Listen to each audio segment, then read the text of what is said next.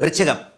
விருச்சிக ராசிக்காரர்களுக்கு என்ன ஒன்று, ராசிநாதன் 4ஆம் இடத்தில் இருக்கிறார். ஆனால் அந்த மாதம் முழுவதும் குருவின் இன்னொன்று பார்த்தீங்கன்னா 7ஆம் அதிபதியும் 12ஆம் அதிபதியுமான சுக்கிரன் இந்த மாதம் அப்படியே உச்சம் என்கின்ற நிலைமையில் இருக்கிறார். என் புருஷன், என் பொண்டாட்டி, என் காதலன், என் காதலி, என்னுடைய வருங்கால கணவன், என்னுடைய வருங்கால மனைவி என்பது போன்ற பெருமிதங்கள் இப்போது இருக்கும். இது வயதுக்கு மாதத்தில் 7ஆம் அதிபதி உச்சனாக இருக்கின்ற காரணத்தினால் இணையை பற்றிய அந்த துணையை பற்றிய ஒரு திருப்திகள் கிடைக்கக்கூடிய அமைப்புகள் கண்டிப்பாக ஒன்று சொல்லுவேன். வருகின்ற ஜூன் மாதம் நடக்கக்கூடிய குருப்பெயர்ச்சியின் மூலமாக உன்னதத்தை அடையப் போகின்ற ராசிகள் 3 ராசிகளில் விருச்சிகமும் ஒன்று. பாக்கியத்தில் குரு உட்கார்ந்து உச்சனாக உட்கார்ந்து உங்களுடைய ராசியை பார்க்க போகிறார்.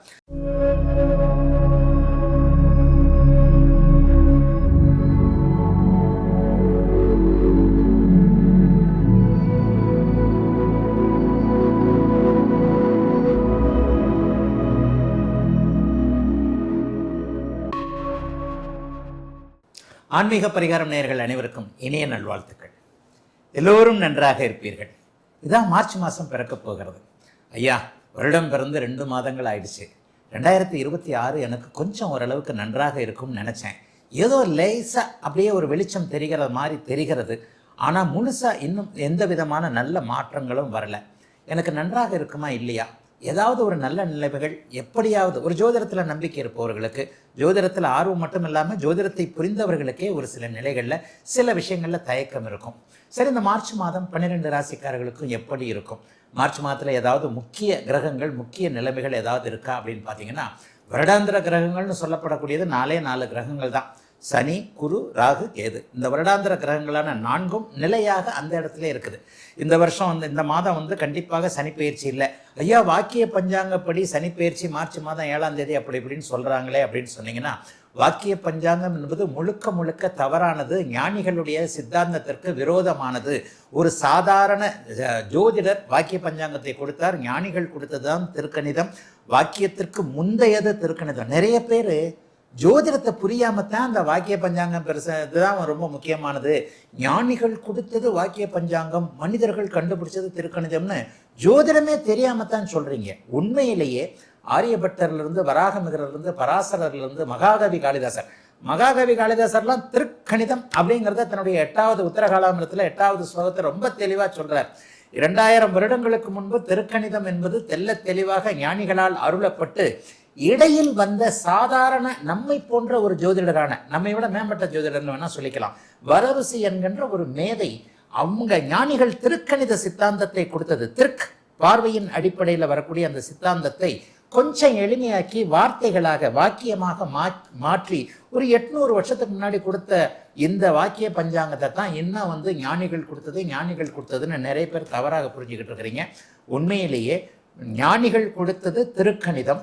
அதனை அடுத்து சமீப காலத்தில் 800 வருஷங்களுக்கு முன்பாக ஒரு சாதாரண ஜோதிடர் கணிச்சது தான் வரருசியை கொடுத்த வாக்கிய சித்தாந்தன்றது நிறைய பேருக்கு புரியாது.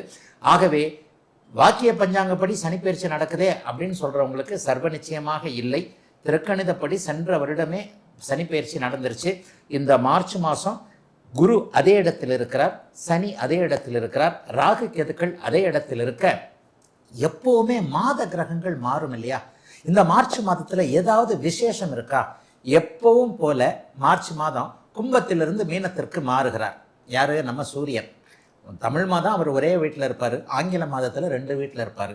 அப்போ மார்ச் மாதத்தின் ஆரம்பத்தில் கும்ப வீட்டில் இருக்கக்கூடிய சூரியன் அதனை அடுத்து அப்படியே மீன வீட்டிற்கு மாறுகிறார். ஏதாவது பெரிய விசேஷம் இருக்கா? கும்பத்திலேயே நிலைத்திருக்கிறார்கள் புதனும் செவ்வாயும் ராகுவும். இந்த மாதம் முழுக்க அவங்க அதில் தான் இருக்கிறாங்க.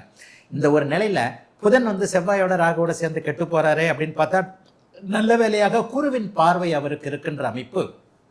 கும்பத்தில் நிறைய கிரகங்கள், சூரியன், புதன், செவ்வாய், ராகு ஆகிய 4 கிரகங்கள், குறிப்பாக 3 கிரகங்கள் ராகுவின் பிடியில் இருக்கின்ற ஒரு அமைப்பை நிவர்த்தி செய்யக்கூடிய விதமாக குருவின் பார்வையும் உங்களுக்கு நல்ல விதமாக இருக்கு. அதனால புதனோ செவ்வாயோ பலவீனமாக இல்லை என்பதுதான் உண்மை.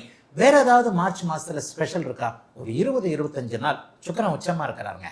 ஆரம்பத்தில் 1ஆம் தேதி 2ஆம் தேதிலாம் கும்பத்தில் தான் இருக்கிறார். அதற்கப்புறம் 3ஆம் தேதி அல்லது 2ஆம் தேதியை நினைக்கிறேன், 3ஆம் தேதியே சுக்கிரன் உச்சம் என்கின்ற அதி அற்புத ஒரு நிலைமை அடைகிறார்.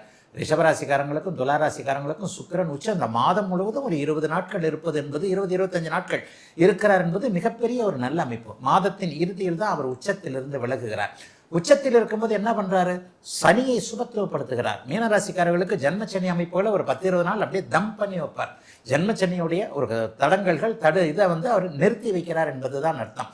ஆக மாத கிரகங்கள் என்று சொல்லப்படக்கூடிய வழக்கம் போல சூரியன் 2 ராசிகளுக்கு மாற புதனும் செவ்வாயும் கும்ப வீட்டிலேயே ராகுவோடு பிடியில் இருந்தாலும் கூட குருவின் பார்வையில அற்புதமாக பலமிழக்காத ஒரு நிலைமையில சுக்கிரன் உச்சத்தை அடைந்து மாத கடைசியில மாறக்கூடிய அமைப்பு இந்த மார்ச் மாதத்தோட ஒரு ஸ்பெஷலான அமைப்புனே சொல்லுவேன்.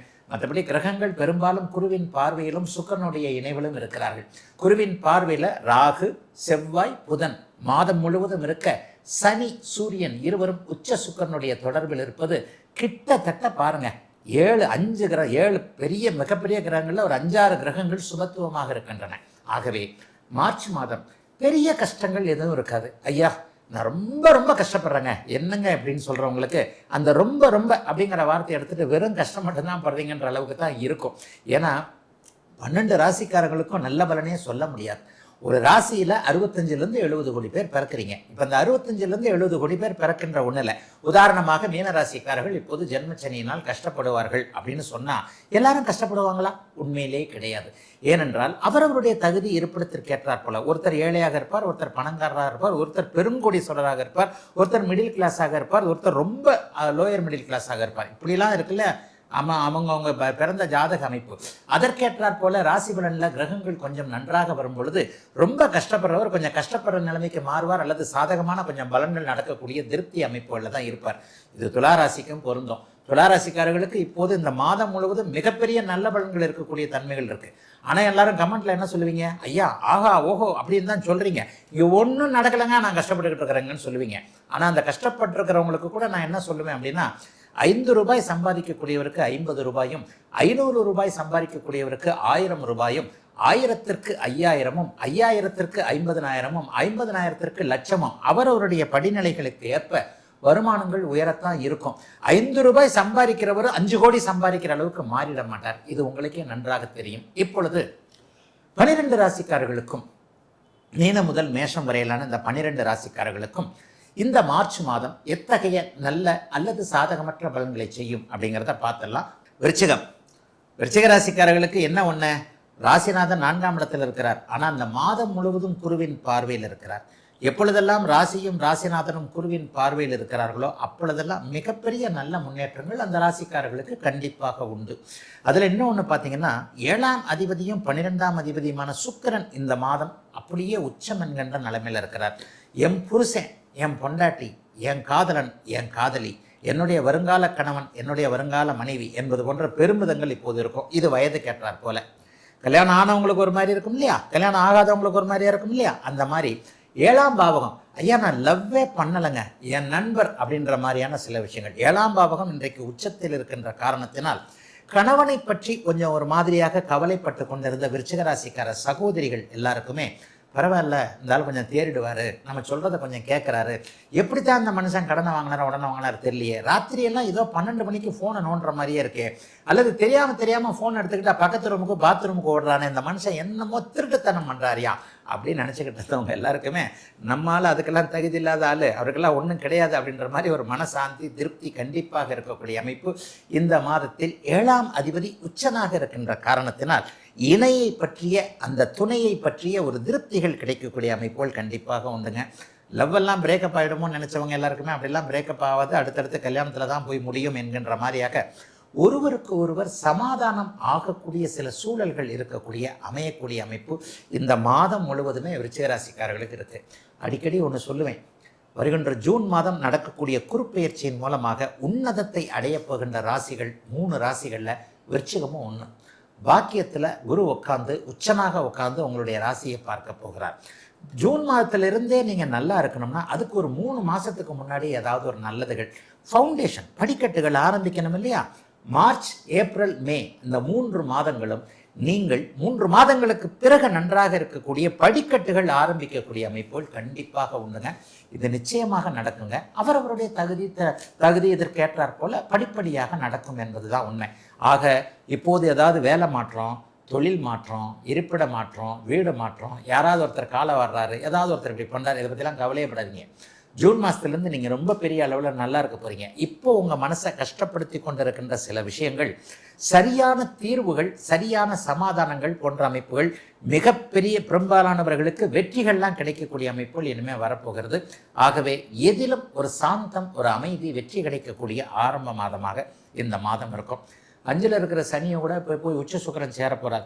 பிள்ளைகளை பற்றின கவலைகள்லாம் இப்போது தீரப்போகுது. மிக மிக முக்கியமாக கல்யாணத்துக்கு ஒத்துக்காத பிள்ளை, திரும்ப வர்றதுக்கு ஒத்துக்காத பிள்ளை, அல்லது உதவி செய்கிறதுக்கு ஒத்துக்காத பிள்ளை, அப்பா பேச்சை கேட்காத பிள்ளை, அம்மா பேச்சை கேட்காத பிள்ளை, இவர்கள் எல்லாருக்குமே மனமாற்றங்களை பெற்றோர்கள் நன்றாக அறிய போகிறீர்கள். ஆகவே பிள்ளைகளின் மூலமான இதுவரைக்கும் இருந்து வந்த தொல்லைகளும் விலகக்கூடிய நல்ல மாதங்க விருச்சிக ராசிக்காரர்கள் எல்லோருக்குமே இந்த மாதம்.